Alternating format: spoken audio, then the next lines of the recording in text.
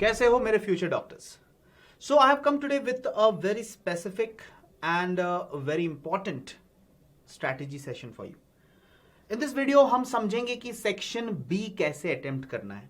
बच्चों, नीट का पैटर्न बदल चुका है. हमें भी पता है कि अब 180 की जगह 200 क्वेश्चंस आने लग रहे. और ये जो सेक्शन बी वाला जो फंडा है ना, इसमें बहुत बच्चे बहुत ज्यादा कंफ्यूज होते हैं. तो क्या सर हम वो 15 में से 10 क्वेश्चन करेंगे तो क्या होगा, कौन से 10 क्वेश्चंस करने चाहिए, कैसे हमें अटेम्प्ट करना चाहिए, क्या सही तरीका होगा, ओएमआर कैसे चेक होता है, और इसमें से क्या बेस्ट जो हमारे सारे जो पहले 10 हैं वो चेक होंगे, या फिर जो हमारे सिर्फ सही हैं बेस्ट ऑफ 15 लिया जाएगा. इस सब के बारे में बहुत ज्यादा कंफ्यूजन है. और अगर गलती से मैंने 11 क्वेश्चन कर दिया या 12 क्वेश्चन कर दिया तो क्या मेरा ओएमआर रिजेक्ट हो जाएगा, क्या मेरी रैंक भी नहीं आएगी, क्या मैं डिस्क्वालिफाइड हो जाऊंगा. तो इस तरह के बहुत सारे बच्चों को बहुत ज्यादा डाउट्स है सेक्शन बी को लेकर के. तो आज हम इसी की बात करने वाले हैं. तो अगर आप ऐसे कैंडिडेट हो जो इस बार नीट देने वाले हो या आगे भी देने वाले हो, तो आपके लिए ये वीडियो बहुत बहुत ज्यादा जरूरी हो जाता है, बहुत इंपॉर्टेंट हो जाता है. तो सबसे पहली बात, जो भी बात मैं इस वीडियो में बताऊंगा वो लिख जरूर लेना, और कमेंट सेक्शन में भी लिख देना कि हाँ sir I have written it down, ताकि मुझे पता रहे कि हाँ भाई तुम ऐसी टेक्निकल गलतियां ना करो. तो चलो बात करते हैं यार, इस एग्जाम को समझते हैं. तो अब आपको पता है एक बात कि नीट का जो पेपर होता है उसमें जो फ्रंट पेज है वहां पे आपको सारे इंस्ट्रक्शंस लिखे होते हैं, वहां पे आपको टाइम के बारे में बताया होता है, कितने क्वेश्चंस हैं, ये सारा कुछ दिया होता है ना. उसके बारे में आपको बेसिक इंफॉर्मेशन सारी चीजें दी हुई होती है. और ये एग्जाम 3 घंटे 20 मिनट का होता है. पहले 20 मिनट आपको मिलते हैं पढ़ने के लिए, समझने के लिए सारे इंस्ट्रक्शन सब कुछ, ठीक है. अब आपको समझना है कि टोटल नंबर ऑफ क्वेश्चंस कितने होते हैं भाई, 200, ठीक है. और इसमें से आपको कितने क्वेश्चंस को आंसर करने, 180, 180. लेकिन क्या मैंने 181 कर दिया या 182 कर दिया तो क्या होगा, ये हमको समझना पड़ेगा. देखो भाई, आपका पेपर डिवाइडेड होता है 2 सेक्शंस में, सेक्शन ए और सेक्शन बी. और ऐसा लिखा होता है कि सेक्शन ए इज कंपलसरी. लेकिन ये कंपलसरी का मतलब ये मत समझ लेना कि सारे क्वेश्चंस आपको करने ही करने हैं, यानी कि पूरे ओएमआर शीट में हर जगह पे मार्क करना ही करना है. ऐसी गलती मत कर देना, क्योंकि यहां पे जो क्वेश्चंस आपको आते हैं बस उतने करो. ऑल क्वेश्चंस आर कंपलसरी का ये मतलब है कि यहां पे चॉइसेस नहीं है. ऐसा नहीं है कि ये 35 में से मुझे कोई 30 करने, ऐसा नहीं. समझ में आ रही बात? तो यहां पे सारे के सारे क्वेश्चंस आप अटेम्प्ट कर सकते हो. ओके, तो सेक्शन ए को लेकर के आई डोंट थिंक कि बहुत ज्यादा कंफ्यूजन रहती है बच्चों को ज्यादा कंफ्यूजन होती है इस नए सेक्शन को देख करके जो अभी अभी इंट्रोड्यूस हुआ है. अब देखो एक चीज और हो गई कि एक तो पहले ही नीट एक स्पीड टेस्ट था, प्लस उन्होंने ये 5 एक्स्ट्रा क्वेश्चन और दे दिए, है ना. तो इनको कैसे अटेम्प्ट करें, इसका एक ट्रिक भी बताऊंगा, इसकी स्ट्रैटेजी भी आपसे शेयर करूंगा कि कैसे आपको ऐसे क्वेश्चंस को टैकल करना है, कैसे आप एग्जामिनेशन में बैठे बैठे एक स्मार्ट मूव के वजह से अपने रैंक को और बेहतर बना सकते हो, ठीक है. तो आपको क्या करना है कि 200 क्वेश्चंस पढ़ने हैं सबसे पहली बात, और उसमें से 180 अटेम्प्ट करना है. लेकिन सबसे इंपॉर्टेंट ये बात है कि सेक्शन बी का अटेम्प्ट कैसा होना चाहिए. और अगर मान लो कि सेक्शन बी में मैंने 10 क्वेश्चन से ज्यादा कर दिए तो क्या होगा, अगर मुझे रियलाइज हुआ कि यार ये क्वेश्चन हो सकता है गलत होगा, तो मुझे क्या करना चाहिए उस सिचुएशन में. क्या मेरा क्वेश्चन इवन इवेलुएट होगा, क्या मुझे मार्क्स मिलेंगे उसके, क्या ज्यादा क्वेश्चन करने से मेरा ओएमआर शीट रिजेक्ट हो सकता है. तो पहली बात कि बिल्कुल रिजेक्ट नहीं हो सकता. इवन अगर आपने 15 के 15 क्वेश्चन कर दिए, विच इज हाईली अनलाइकली, क्योंकि इतना टाइम ही नहीं मिलने वाला है, बट तो भी अगर आपने कर भी दिए तो वो सिर्फ पहले 10 क्वेश्चन को ही लेंगे. जो फर्स्ट 10 क्वेश्चंस होते हैं आपके, जो आपने आंसर करें, वही कंसिडर होगा आपके मार्किंग के लिए, ठीक है. तो चलो फिजिक्स की बातें कर लेते हैं, क्योंकि ये तो अक्रॉस ऑल सब्जेक्ट सेम रहने वाला है. लेकिन चलो मैं फिजिक्स का एग्जाम्पल लेकर के आपको समझाता हूं कि देखो 2 सेक्शन हो गए. सेक्शन ए, इसमें 35 क्वेश्चन है, इसमें कोई चॉइसेस नहीं है, ठीक है. तो अगर मैंने लिखा है टू अटेम्प्ट 35 क्वेश्चन, इसका मतलब यह है कि इसमें से आपको जितने आते हैं, जितने भी क्वेश्चंस आते हैं वो सब करो, जो नहीं आता है उसे छोड़ दो. ये बात समझ में आ गई? जबरदस्ती गेस करने का, तुक्का लगाने का आपको बहुत लोग बहुत ट्रिक सिखाते रहेंगे, हाँ, कि ऐसे कर लेना, सबसे लंबा वाला ऑप्शन ही करेक्ट है, नन ऑफ दीज या ऑल ऑफ एबव है तो वो करेक्ट है. तो यार ये सब बातों में ना मत फंसना, ठीक है, क्योंकि नेगेटिव करके आओगे, ये बात समझो. तो एक वो जो माइनस आपका 1 हो रहा है ना, वो उस क्वेश्चन का मार्क्स कम हो रहा है जो आपने सही किया है. तो ये बात को समझो, और एक एक नेगेटिव मार्क आपको आपके कॉलेज से दूर दूर दूर करता चला जाएगा. तो ऐसा काम नहीं करना है, ठीक है. तुक्का वाला काम बिल्कुल नहीं करना है. जितना पढ़ के गए हो, जितना कॉन्फिडेंट हो, उतना करके आओ. क्योंकि देखो तुक्का मारने से क्या होता है, जब आप मॉक टेस्ट और ये सब चीजें देना शुरू करते हो और आप तुक्केबाजी करने लगते हो, तो आपको सच्चाई पता ही नहीं चलती है कि आप हो कहां पे। सबसे बड़ा प्रॉब्लम यह है कि आपको ये कभी रियलाइज ही नहीं होता कि हाँ भाई इस टॉपिक में आप शायद कमजोर हो, क्योंकि हो सकता है तुक्के से मार्क्स आ गए, हो सकता है। अब वो आपने पढ़ के लाया है या तुक्का मार के लाया वो पता नहीं ना, क्योंकि आपने कुछ पढ़ा भी है और कुछ तुक्का भी मारा है। तो ये काम हमें नहीं करना है, ये एग्जाम के टाइम पे आपको घोर कंफ्यूज्ड अवस्था में पहुंचा देगी। तो ये काम नहीं करनी है। जो एक काम, जिस चीज पे हमें अटल रहना है, जिस चीज पे हमें आगे तक भी जिंदगी में हमेशा इस चीज को बिलीव करना है, वो है honesty. Honesty is still the best policy and will always be the best policy. तो ऑनेस्ट रहिए, ठीक है। तो जब भी आप अटेम्प्ट करेंगे बहुत ऑनेस्टली अटेम्प्ट करेंगे, ठीक है।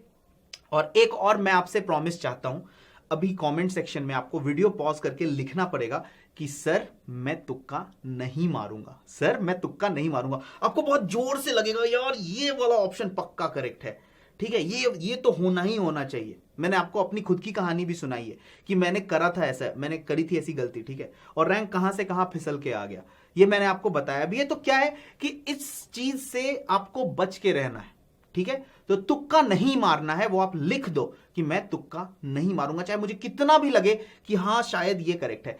स्मार्ट गेस और तुक्के में एक बहुत बड़ा डिफरेंस होता है। स्मार्ट गेस लॉजिकल होता है, स्मार्ट गेस ऑप्शन एलिमिनेशन तरीका हो सकता है। ये सारी बातें स्मार्ट गेसेस में आती है, स्मार्ट वर्क में आता है। तुक्का ब्लाइंडली इंकी पिंकी पोंकी, बस हाँ चलो जिस पे आया उस पे मैंने टिक मार दिया, ये काम नहीं करना है आपको। इससे आप बहुत ज्यादा कंफ्यूज स्टेट में आ जाते हो और ये अभी आपकी नीट की तैयारी के लिए बिल्कुल भी अच्छी चीज नहीं है, ये बहुत बुरी आदत है। तो आपको ये आदत नहीं लगनी चाहिए। तो मेरे ख्याल से मैंने तुक्का पे आपको बता दिया कि आपको क्या करना चाहिए। देखो यहां लिखा रहेगा कि ऑल क्वेश्चंस आर कंपलसरी, किसके लिए? सेक्शन ए के लिए। लेकिन इसका मतलब ये नहीं कि आपको 35 के 35 गोले रंगने हैं, ठीक है ना। ओएमआर शीट में ऐसे ऐसे ऐसे बबल्स को कलर करते हो ना, सबके सबको नहीं करना है, वही करना है जो हमें आता है। डन।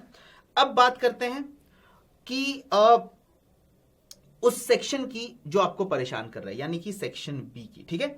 और मैं आपको फिर से बता दूं कि does not imply that you have to answer every question. जिस क्वेश्चन में आप अनश्योर हो, जो क्वेश्चन में आपको डाउट लग रहा है, जो क्वेश्चन आपको नहीं आता है, उसे छोड़ दो और आगे बढ़ो। छोड़ो, आगे बढ़ो।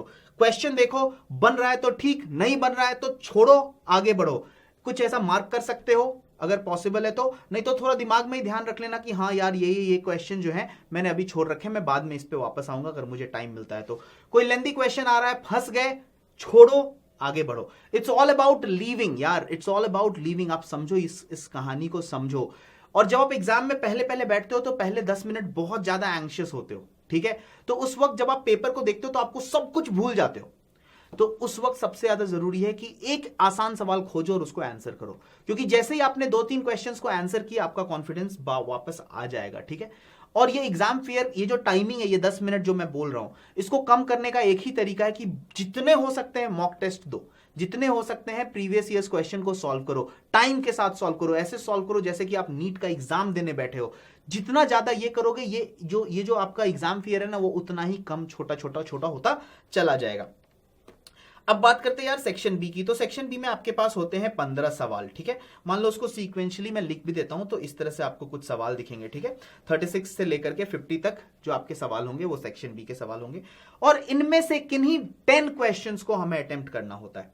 तो देखो आपको क्या करना चाहिए सेक्शन बी के लिए। पहली बात तो सवाल ज्यादा है, तो अगर आप पूरे सभी क्वेश्चंस को पढ़ने के लिए चले जाओगे तो वो नहीं होगा, वो फिर दिक्कत आ जाएगी आपको। आपको क्या करना है, आपको सीक्वेंशियली पढ़ना शुरू करना है, आपको क्वेश्चंस पढ़ना शुरू करना है। और किधर से, अगर आप मेरी मानो तो अगर आप रिवर्स से शुरू करोगे तो वो ज्यादा आसान रहेगा। मैं बताऊंगा क्यों, ठीक है। क्योंकि यहां पे क्या होने वाला है कि जो भी आपके पहले 10 सवाल हैं, जो भी आपके फर्स्ट 10 क्वेश्चंस हैं, वही कंसिडर होंगे। जो भी आपके पहले 10 क्वेश्चंस हैं वही कंसिडर होंगे। मान लो मैंने उल्टा शुरू किया, हमेशा 50 क्वेश्चन नंबर 50 से शुरू करो, ठीक है। अगर ये बनता है, अगर आप श्योर हो, कॉन्फिडेंट हो तो चलो ठीक है, नहीं बना तो कोई बात नहीं। मान लो 49 भी मैंने बनाया, लेकिन यहां तक जाते जाते मुझे रियलाइज हुआ कि यार ये क्वेश्चन ना थोड़ा मुझे डाइसी लग रहा है, शायद मैंने सही नहीं किया है, या क्वेश्चन नंबर 50 शायद डाइसी है। तो अभी भी आपके पास चॉइसेस हैं, इधर आपके पास पूरे चॉइसेस है भाई, क्योंकि शुरुआत तो यहां से होगी ना, करेक्शन की शुरुआत यहां से होगी, तो ये सब एलिमिनेट हो सकते हैं अभी भी। अभी भी ये सब एलिमिनेट हो सकते हैं, इस बात का ध्यान रखना, ठीक है। और ऐसा नहीं करना है कि क्वेश्चन किया ओएमआर शीट भरे, क्वेश्चन किया ओएमआर शीट भरे, ऐसा मत करना, क्योंकि इससे फ्लो टूटता है। तो आपको क्या करना है, आप क्वेश्चंस पढ़ते जाओ लेकिन उल्टे साइड से पढ़ना, ठीक है। मतलब 50 बन रहा है तो ठीक, नहीं बन रहा है तो आगे, बन रहा है तो ठीक, नहीं बन रहा है तो आगे, बन रहा है तो ठीक, नहीं बन रहा है तो आगे। ऐसे करते करते आप जब पहुंचोगे और आप 10 सवाल कर लोगे, आपको लगेगा कि यार हो सकता है यहां पे एक क्वेश्चन ऐसा हो या फिर यहां पे एक क्वेश्चन ऐसा हो जो आसान था इन दोनों के मुकाबले। अभी भी आपने ओएमआर शीट भरी नहीं, अगर इवन भर भी दी है तो भी अगर आप ये दोनों को अटेम्प्ट करते हो तो ये आखिरी दो हट जाएंगे। ये बात समझ में आई कि नहीं समझ में आई? तो आपके जो टॉप, जो फर्स्ट से, शुरुआत से जो आपके 10 क्वेश्चन हैं जो आपने आंसर किए हैं, वही कंसिडर होता है। इसलिए मैं बोल रहा हूं कि आपके पास थोड़े चॉइसेस रह जाएंगे अगर आपने पीछे से करना शुरू किया तो आपको यह बात समझ में आनी चाहिए कि जो क्वेश्चन में आप 100% कॉन्फिडेंट हो, सबसे पहले उसको कर लो। Take one question at a time. मैंने क्वेश्चन नंबर 50 पहले पढ़ा, मैं क्यों बोल रहा हूं 50? जैसे ही आपने 35 के 35 कर लिए, उसके बाद आपको 50वां क्वेश्चन पहले देखना है और उल्टा जाना है। और मैं श्योर हूं कि यार ये तो पक्का सही है, फिर मैं 49 पे है, मैं श्योर हूं यार ये तो पक्का सही है। समझ में आ रही है बात? तो ऐसे करके चलते जाना है आपको, ऐसे करके चलते जाना है। इससे क्या होगा, अगर मान लो आपने इस तरह से कुछ अटेम्प्ट किया है, इस तरह से कुछ अटेम्प्ट किया है मान लो, और आपने 10 के 10 क्वेश्चन कर दिए, लेकिन आपको लगा कि नहीं यार 37 मुझे आता है लेकिन 50 में मैं श्योर नहीं हूं, मतलब मैं ये क्वेश्चन नंबर 50 में बहुत श्योर नहीं हूं, ठीक है। तो क्या होगा ऐसे केस में? ऐसे केस में क्या होगा कि अगर आपने 37 अटेम्प्ट कर दिया, आपके पास अब ये दो चॉइसेस हैं, ये दोनों क्वेश्चन के अभी भी चॉइसेस हैं, क्योंकि ये दोनों लास्ट के हट जाएंगे। समझ में आ रही है बात? तो अगर आपने ओएमआर कलर भी कर दिया है और तो भी आप ये दोनों क्वेश्चन करने जा रहे हो, और अगर आपने ये क्वेश्चन कर लिया, मान लो 37 कर दिया जो कि करेक्ट है, तो 50 वाला जो कि रॉन्ग था वो कंसिडर ही नहीं होगा। जो चेक होगा आपका, वो उसकी नंबरिंग शुरू होगी यहां से, ये होगा 1, ये होगा 2, ये होगा 3, और ऐसे करके ये पूरा सीक्वेंस फॉलो होगा। यहां पे आएगा 11 नंबर और ये क्वेश्चन हट जाएगा। इससे आपको क्या होता है, एक एक्स्ट्रा चॉइस मिल जाता है बेसिकली, अगर आपके पास उतना टाइम मिले तो। और हां, 11 क्वेश्चन करो या 12 क्वेश्चन करो या 15 क्वेश्चन पूरे के पूरे कर दो, आपके पहले 10 क्वेश्चन जो आपने जवाब दिए हैं वही कंसिडर होने वाले हैं स्टार्टिंग फ्रॉम हियर। ऐसा कुछ नहीं है कि बेस्ट वो उठा लेंगे कि हाँ चलो 15 में से जो 10 सही है वो उठा लेंगे, ऐसा कुछ नहीं होने वाला है, पहली बात। दूसरी बात कि आपका ओएमआर रिजेक्ट भी नहीं हो रहा है, आपका कोई ओएमआर रिजेक्ट नहीं हो रहा है, आपका कोई नीट का रैंक खत्म नहीं हो जा रहा है उसकी वजह से। तो ये सब जितनी चीजें चल रही है ना इधर उधर, ये फालतू की बातें जो चल रही है, इन सब में दिमाग मत लगाओ। बस ये स्ट्रैटेजी समझो कि हमको कैसे अटेम्प्ट करना चाहिए, क्योंकि first 10 is going to be checked.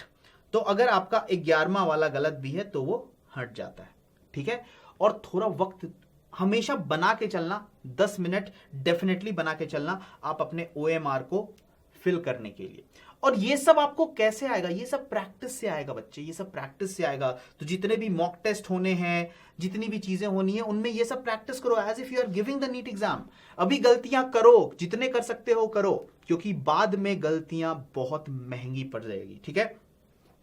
तो आप एक प्लान डेवलप करो, आप देखो, मॉक टेस्ट दो, और ऐसे बहुत सारे मॉक टेस्ट हमारे चैनल के थ्रू आप दे सकते हो। हमारे आकाश बायजूस टीम आपके लिए एक बहुत ही कॉम्प्रिहेंसिव मॉक टेस्ट और अलग अलग टाइप के पैकेजेस लेके आया है बच्चों।